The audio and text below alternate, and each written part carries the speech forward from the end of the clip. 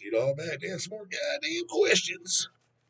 And the first one is a goddamn paid ski review. This fucking CD finally goddamn came in, sent me a hard copy, sent a goddamn full Betty. So he's gonna get the full goddamn review. Got the CD here. Listen to in the shop. I even got a box full of them in case you fucking for some handouts.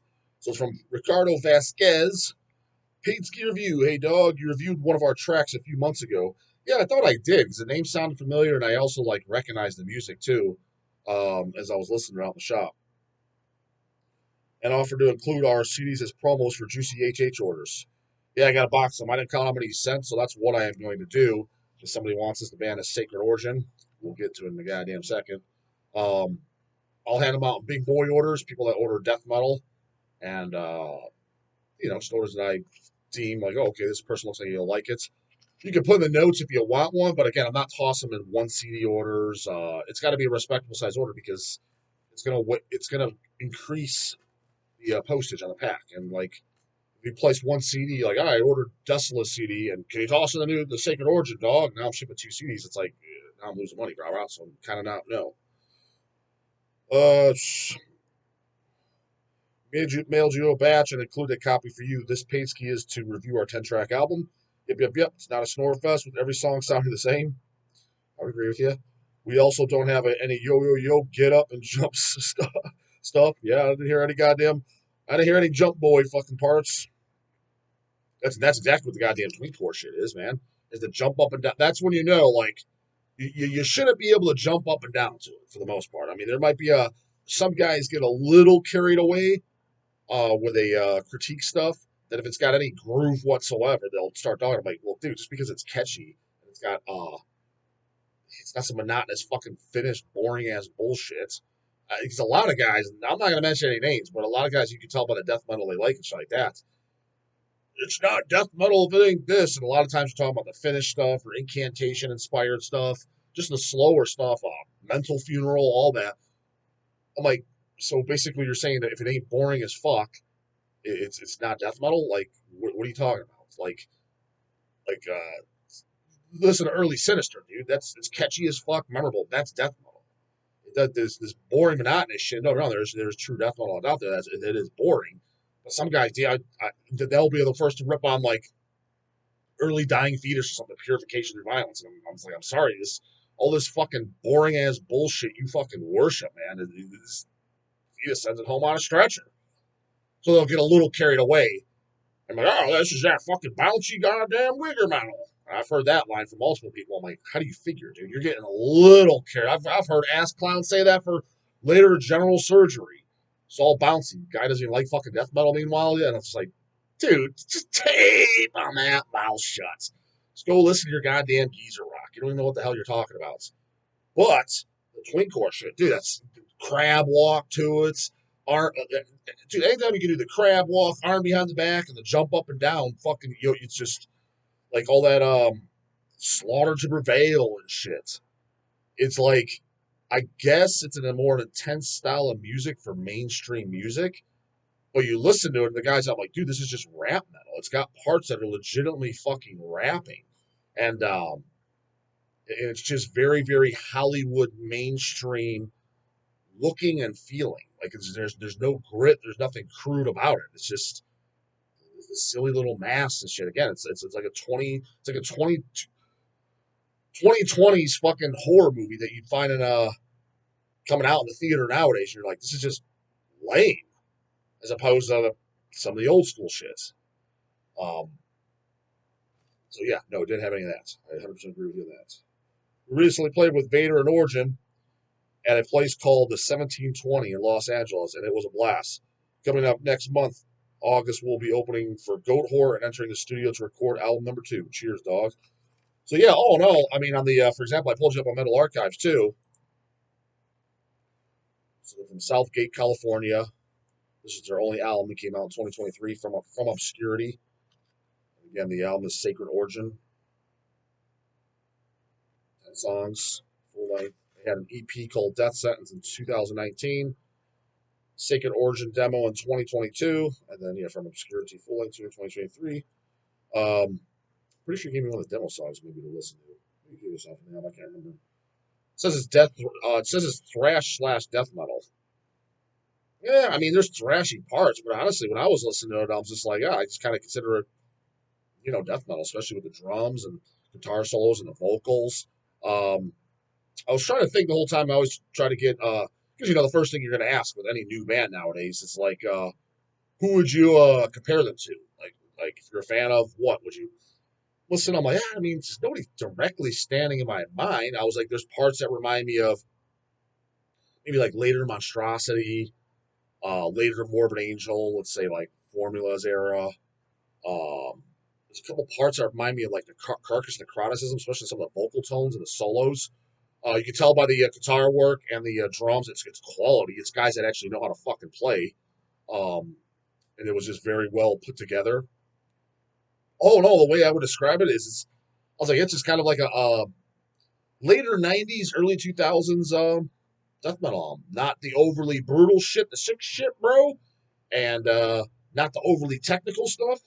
But just straight up, just kind of like what death metal became with a lot of the popular bands in the later '90s and 2000s. Again, there was nobody directly sounded like, oh, it's a rip off of this. It was just that's the best goddamn description I get it. I thought it was pretty damn good. Yeah, I mean, I was definitely entertained. I made it all the way to the goddamn end, and not because I had to for the 100 bones. But yeah, I mean, I thought it was solid shit. Um, Members, let's see, you guys. So Rick Vasquez, the guy that sent this, he's the guitar player and vocalist. Giovanni Perez, he looks like he played in Ex Mortuus and Mental X, two other bands he played in. That's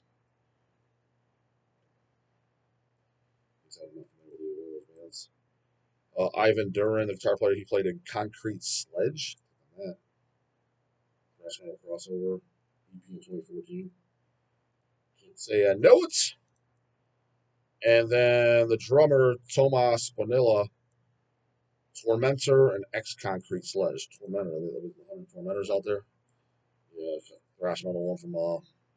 Can't say I know it as well. I only know the obvious goddamn Tormentor. Band photo on Metal Archives is it's decent. Could use a little work. The one guy I'd get rid of the flannel. The other guy, drummer, little too smiley and too good of a mood for a death metal photo, in my opinion. Guitar player, I'm assuming that's you, Rick, in the middle, the hair in the face. He seems to have the most goddamn spirit. Grumpy behind you, he fits the fucking bill too. Well, I didn't see. Is there any band photos in this? I didn't look this up. Oh, right there, you open it up. Yeah, live seems yeah. I mean, it's no goddamn Magnus, but it's fits the goddamn bill. It'll do the job. No goddamn shorts, no sports jerseys, no backwards caps, long hair. Yep. Yeah. Oh no, solid goddamn death metal. If you're gonna throw in a big boy orders, if you place an order and you want it, like I said, something within fucking reason. I mean, what's within reason, dog?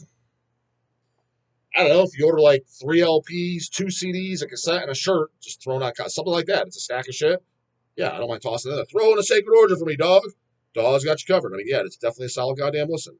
If you like the stuff that I mentioned. Now, if you're a darkness and evil, I only listen to Planet Tempest and Mutilation. Don't even waste your motherfucking time. You're not gonna like it. If you're I didn't like anything after '89, bro, then don't even waste your time. You're not gonna fucking like it. But if you like the shit that I said, then it's right up your alley, homeboy. It might rock your motherfucking socks off. Dog thought it was definitely a decent goddamn jam. Have to say so myself. Tommy Becker. Hey, question. Hey, big fella, how you been? Doing okay. Busy as fuck, but what else is new, right? Hope all is well, brother. It looks like Hell's is getting bigger and better. I'm glad to see that. So, I mean, as an outsider, you saying that, kind of curious, like, what do you base that off of? Like, how do you know? Because I'm not saying as a smartass, I legitimately don't know. Like, I can't really gauge it. The only way you could gauge it is daily orders. And, I mean, granted, if you were to compare now to 10 years ago, do we get more orders? Yeah, but that's a huge gap. If you're to compare now to, like, if someone's like, hey, do you get more orders now than you did a year ago? It's like, I mean, it's so hard to gauge. There's days like, depends. Do we get pre-orders in? Like, what kind of new arrivals came in? Um, what time of year we talk? I mean, it's so hard to gauge. It's not like, well, your average orders a year ago were like, say, 60 orders a day, And that was like almost every single day. And now you average 100. It's not like that. So it's like some days it's swamped as fuck. I mean, we have no days where we're sweeping the floor, but we didn't have days sweeping the floor 10 years ago either. So I'm curious, you as an outsider looking in, what you're basing that off of. Maybe you know of something or see something that I don't. Or they who just dropping by to say hello. Yeah, for goddamn $20. Say whatever the fuck you want. Tommy, still see the orders coming in on the regular too. As a matter of fact, I think I shipped an order for you today. It was with your goddamn mortician pre-order. The goddamn mortician reanimated dead flesh LPs. They're in. They just arrived today, so get fucking swamped. They're late as fuck. They were supposed to be out June. Plant fuck this as always. Granted, and it isn't as massive fucking as we've gotten. I think the date was June 25th or something. The ship date. Got them, and I'm recording this on July 16th, so that's late. But I've seen late. Not a couple weeks is like that's not as bad. It still sucks. I mean, to me, 1 day's fucking late. To me, again, when you're early, you're on time. When you're on time, you're late. For example, if it says the ship date, your order ships June 25th. Well, the DAWG doesn't want the LPs on June 25th. Yeah, I'm not gonna be able to get all those orders out. I mean, there's several hundred pre-orders for it.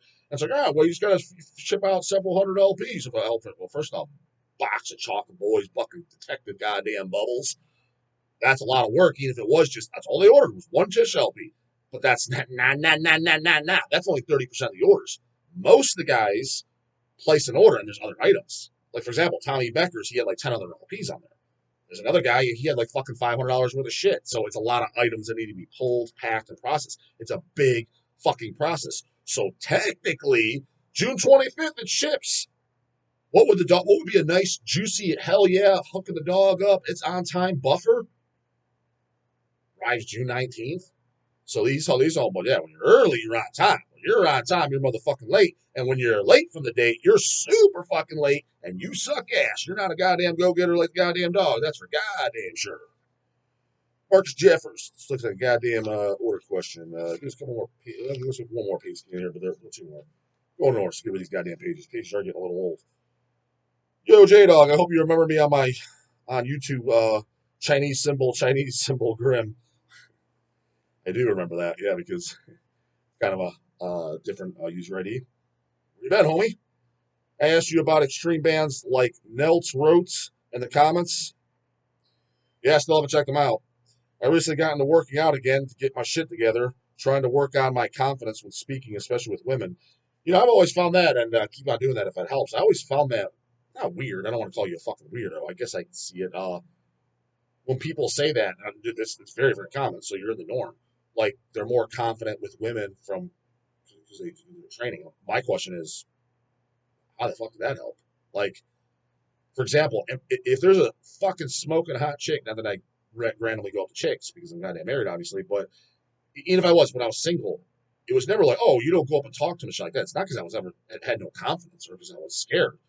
It's the same thing with guys. Like if somebody says, go up to that random guy in the gym and just start a conversation with them, it's hard for me to do that if I have nothing to say to you. Now, somebody said like, hey, dude, see that smoke show over there? She's a 10 out of 10, right, dog? Yeah, think you can talk to her? Look over. She's wearing a goddamn TISH shirt. Yeah, exactly. That's an introduction. I can go over and say something. But if she's just wearing some random, I can't. And not to mention, DAWG's real. DAWG's a little too honest probably for his take, especially when it came to chicks in younger years. Is I can't pull that fake shit. Like, hey, I like your dress. Get fucked, suck a dick. That's just your entry. You just want to get your goddamn dick wet. Everybody fucking knows that. To me, that's just too phony. Now, guys, they got the hustle, they got the game. I guess that's what they do. I just can't do it. It's too fucking fake. But if she was legitimately wearing a goddamn TISH shirt, I could go up and say, hey, cool shirt. You listen to the goddamn TISH, or is that just a friend gave it to you? Like, I can start a conversation because now it's real. I have something to say to you. But it has nothing to do with confidence or anything of the girls. I have nothing to say to her. What am I going to say? I don't know her first name. I know nothing. But again, I'm exactly the same with guys. It's like, you better have something. If you're just wearing a fucking Browns t-shirt and you like go make conversation with them, I'm sorry, dude. Like, tell me something to go up and say, or I don't know what. I have nothing to say to them. Nothing. Can't even fake it.